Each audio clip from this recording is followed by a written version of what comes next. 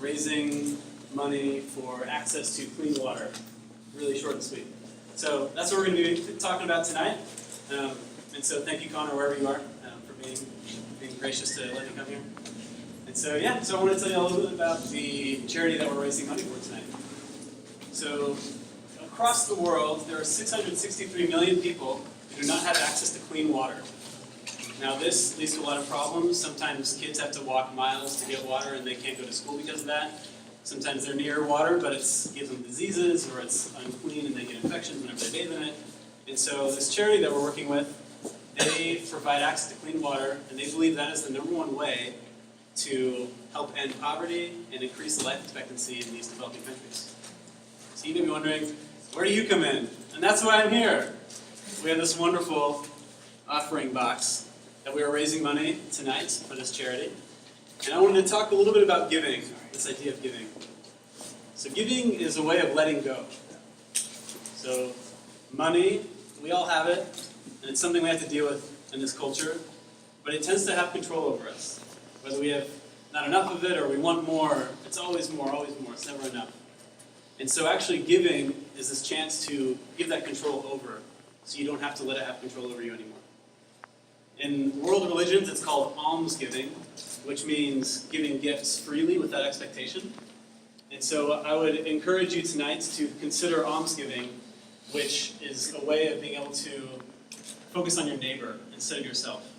Getting rid of the ego and being able to focus on how God can have control over your life. And so, so when you're giving tonight, I just want you to know that there's a sign over here, but 100% of your donations will go to me, Matt, who will then give 100% of those donations to a generic water charity, who will then give 100% of those donations to projects across the world to make sure there is access to clean water for these people who are in need. So you may be wondering why I have this jump rope and this headband on. And that's because I like to exercise. And so exercise is a discipline that involves motivation, strength, and willpower in order to grow in strength, motivation, and willpower. It's a weird loop. You just do it over and over again, and somehow it helps. But it's supposed to get easier or something, but it always seems hard. It's hard to get yourself to do it. But I'm actually not really talking about exercise tonight. That's going to be a metaphor. So, not just for giving, but I want to talk about forgiving, forgiveness. It's very similar to giving because it's letting go. Because there are people who have wronged you or hurt you, and they have power over you, whether you want them to or not. And forgiveness is this act of letting go and letting that power not have to be on your shoulders anymore. So if you will join me, or I invite you to close your eyes. I want you to consider someone in your life that has hurt you or wronged you, and you're in need of showing them forgiveness. I want you to think about them and the act that they did, and just feel your body and think about where it hurts. Think about that act. Does it hurt in your heart? Does it hurt in your stomach? Does it hurt in your head? Or the back of your neck?